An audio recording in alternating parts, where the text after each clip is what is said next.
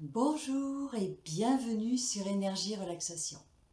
Vous le savez, nous sommes en hiver, nous sommes dans la pleine saison de l'élément eau. On voit d'ailleurs que l'eau est sous toutes ses formes, que ce soit la pluie, le brouillard, le gel, la glace ou la neige. Avez-vous déjà entendu parler de la mémoire de l'eau ? Alors, c'est un sujet qui est très intéressant et dont j'avais envie de vous parler aujourd'hui. C'est un sujet qui a aussi soulevé de nombreuses polémiques au moment de sa découverte. Évidemment, aujourd'hui, avec l'ouverture des esprits, l'ouverture du monde occidental sur les médecines orientales, sur toutes les pratiques alternatives, la théorie de la mémoire de l'eau semble plus fascinante que jamais et peut-être plus accessible. Alors bien sûr, cette théorie de la mémoire de l'eau, on y adhère ou on n'y adhère pas. Chacun est libre de se faire sa propre opinion selon ses convictions personnelles, mais je trouvais que ça méritait quand même réflexion. Donc j'ai décidé de vous exposer cette théorie de la mémoire de l'eau parce que personnellement je la trouve très intéressante et surtout parce que ses principes font écho à mes connaissances en énergétique. J'espère que cela va vous intéresser aussi. Entrons dans le vif du sujet. La mémoire de l'eau. Cette théorie a été proposée par un chercheur français qui s'appelle Jacques Benveniste dans les années 80. Selon ce chercheur français, l'eau aurait la capacité de conserver le souvenir, l'empreinte, la trace ou une signature moléculaire de tous les éléments avec lesquels elle rentre en contact. Même si ces substances sont très diluées, sont réduites à des quantités extrêmement faibles, voire qu'elles ne sont plus du tout présentes dans l'eau. Cette empreinte, cette trace laissée par les substances imprimées dans l'eau serait ensuite transmise par l'eau encore à d'autres éléments avec lesquels elle va entrer en contact, ce qui pourrait alors influencer leurs propriétés et leurs effets biologiques. C'est magique. Cette théorie de la mémoire de l'eau a été évidemment largement critiquée par toute la communauté scientifique.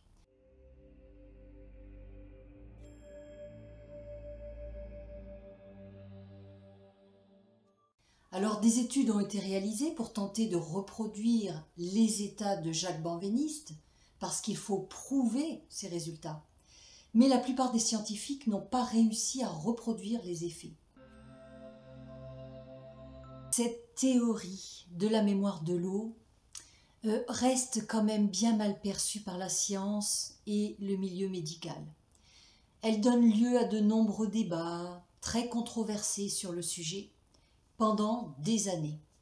Cette découverte, finalement, dérange autant qu'elle fascine. Alors, quelques années plus tard, vers 1995, l'équipe d'un chercheur japonais qui s'appelle Masaru Emoto, qui était docteur en médecine alternative et qui est malheureusement décédé en 2014, cette équipe va se pencher sur ce qu'ils appellent les mystères de l'eau, ou les messages de l'eau. Il a d'ailleurs écrit de nombreux livres à ce sujet. Il a étudié toutes les propriétés de l'eau.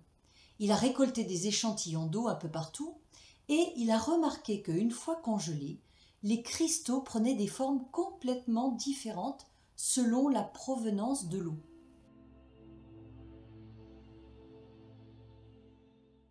Plus l'eau était pure, plus les cristaux étaient beaux, harmonieux et élégants.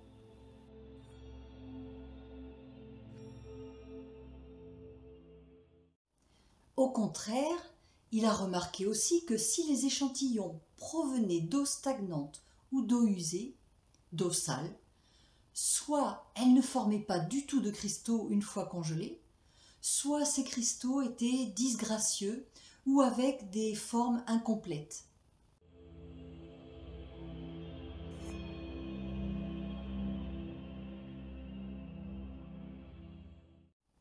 Alors il a poursuivi ses travaux, ses expériences et il a découvert que toute information, finalement, qu'elle soit écrite, orale ou musicale, et même toute pensée ou toute intention positive ou négative engendrer une réaction, une transformation sur les cristaux de l'eau congelée.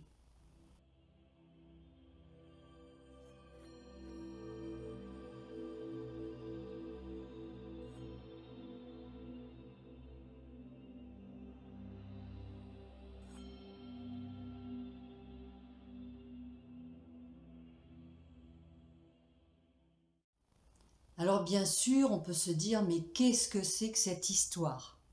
Qu'est-ce que c'est que ce charabia? Qu'est-ce que c'est que ce délire? Je vous laisse regarder simplement ses travaux, ses conclusions, les photographies qu'il a fait au microscope de ces cristaux et simplement en retenant les faits, chacun se fera sa propre opinion. Mais c'est quand même fascinant. Alors, je vous entends d'ici vous demander, mais finalement, à quoi ça sert de savoir tout ça? Alors, on peut se demander, pour aller plus loin, si le corps humain est constitué d'environ 70-80% d'eau. Et que, par ailleurs, nous avons quand même pris naissance en étant fœtus, en baignant dans un liquide amniotique, qui était lui aussi composé de 96% d'eau.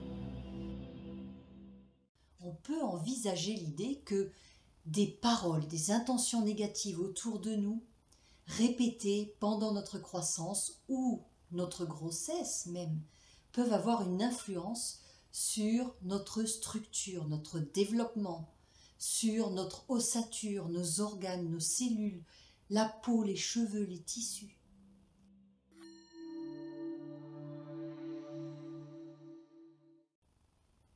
Alors, imaginez que penser d'un enfant qui aurait grandi avec des paroles négatives autour de lui.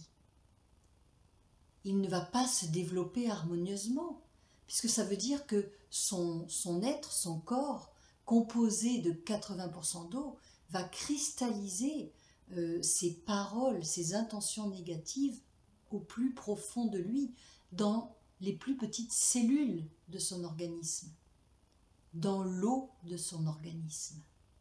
Ou encore le fait de se parler à soi-même avec des mots positifs ou négatifs va avoir un impact sur notre état de santé, notre état physique. Si je me parle tous les jours en disant « Oh, je suis nulle, je vaux rien, je suis bonne à rien », eh bien, ces mots sont de l'énergie, la parole est de l'énergie. Je vais les imprimer dans mes cellules. C'est pour cela que dans les pratiques alternatives, on conseille souvent de positiver, d'émettre des intentions agréables, qui sont motivantes, stimulantes, parce que vous allez les intégrer physiquement et ça va tout changer dans votre vie. En continuant sur l'idée que l'eau a une capacité de mémoire, savez-vous que l'on peut magnétiser de l'eau? Oui, oui, vous avez bien entendu, on peut magnétiser de l'eau. L'eau magnétisée, c'est une eau qui a été soumise à un champ magnétique, énergétique. Alors on peut la magnétiser de différentes façons, en utilisant par exemple des aimants, le magnétisme, l'énergie naturelle de ses mains, mais aussi l'énergie de la parole ou de la musique, des intentions, des sentiments et des émotions qu'on va dégager. De nombreuses personnes se sont amusées à apposer des mots sur des bocaux et voir comment ils évoluaient.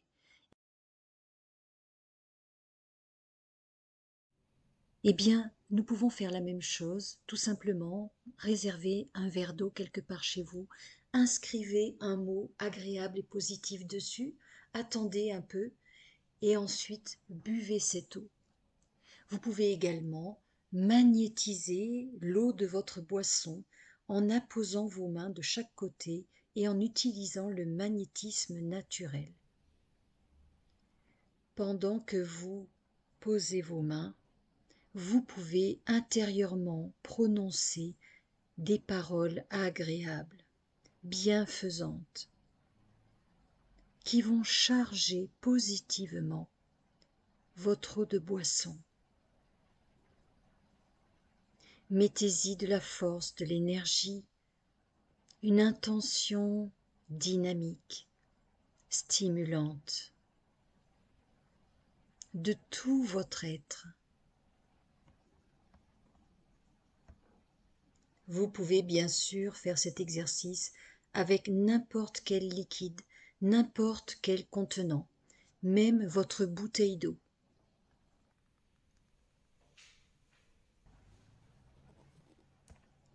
Puis je vous propose de dynamiser votre eau de boisson. Versez un peu d'eau dans un grand verre, puis avec un ustensile en bois ou une cuillère, tournez énergiquement pour créer un tourbillon dans le verre, un tourbillon de molécules qui vont s'activer, qui vont se tonifier, se dynamiser. Ainsi, cette eau, lorsque vous allez la boire, va apporter une énergie stimulante dans votre organisme.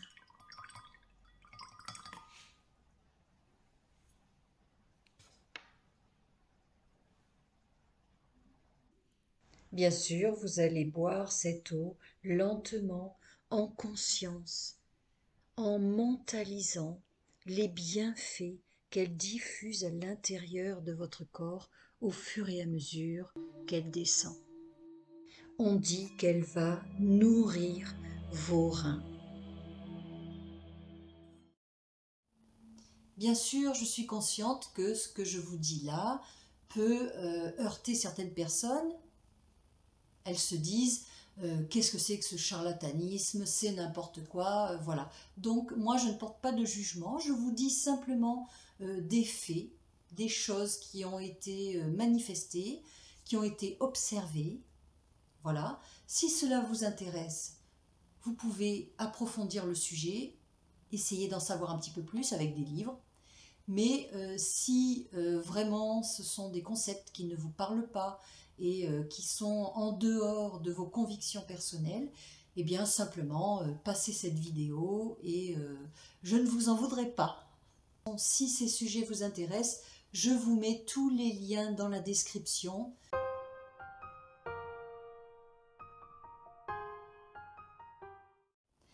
Voyons à présent comment nous pouvons relier ce concept de la mémoire de l'eau avec la médecine traditionnelle chinoise, avec l'énergétique. Alors en médecine chinoise, on compte 5 éléments, 5 piliers fondamentaux, qui sont le bois, le feu, la terre, le métal et l'eau. L'eau est l'élément bien sûr associé à l'hiver, aux organes des reins et de la vessie. Elle est associée également à l'obscurité, la couleur sombre, bleu-noir, au repos et à l'énergie yin. Le rein est considéré comme le réservoir de notre énergie vitale, la quintessence, notre ADN génétique, la mémoire de nos ancêtres, la lignée familiale qui est transmise de génération en génération et que nous transmettons à nos enfants. Elle est responsable de notre naissance, notre croissance, notre développement et de notre reproduction.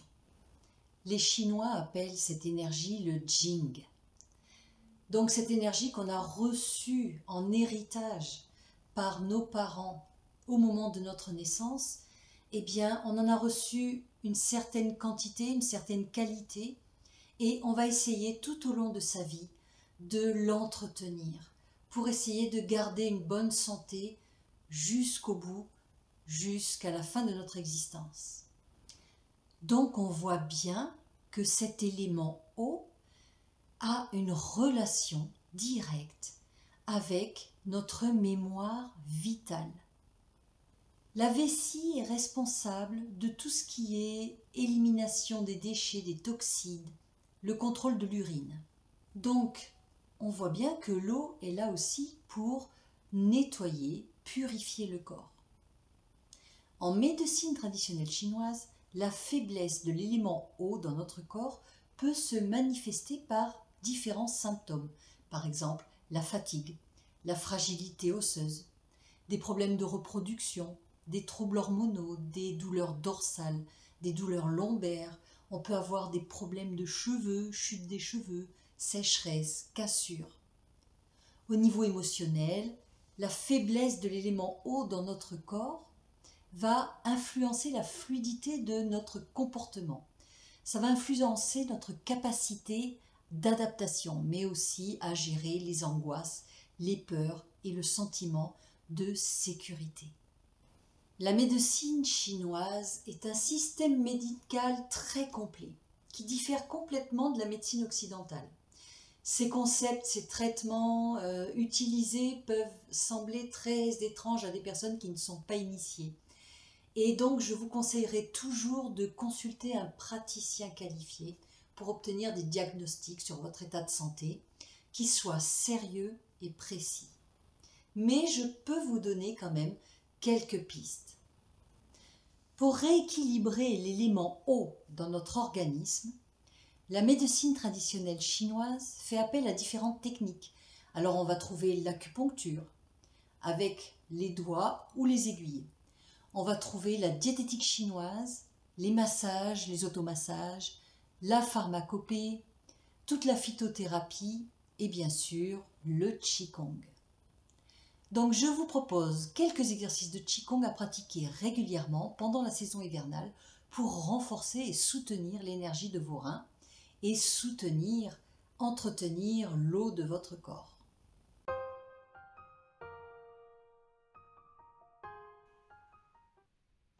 Je vous propose dans un premier temps de vous poser, de vous détendre quelques minutes, car lorsqu'on est détendu, eh bien, tout circule mieux dans notre corps.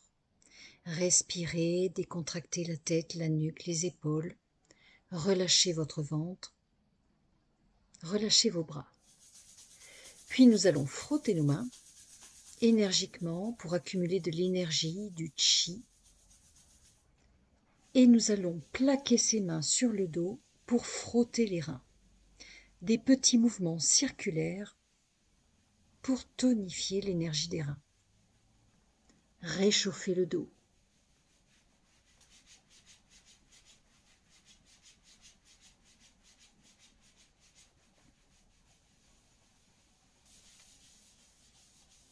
Prolongez bien sûr, un peu plus bas sur les lombaires.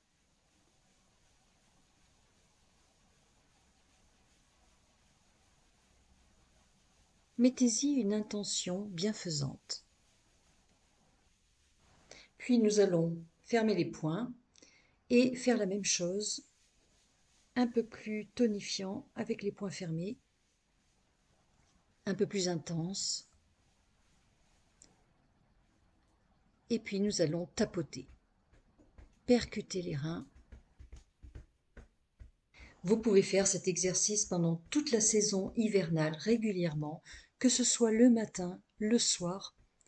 Cela est bénéfique pour tout l'organisme. Donne un petit coup de fouet, surtout s'il fait froid. Continuez aussi longtemps que cela vous soulage.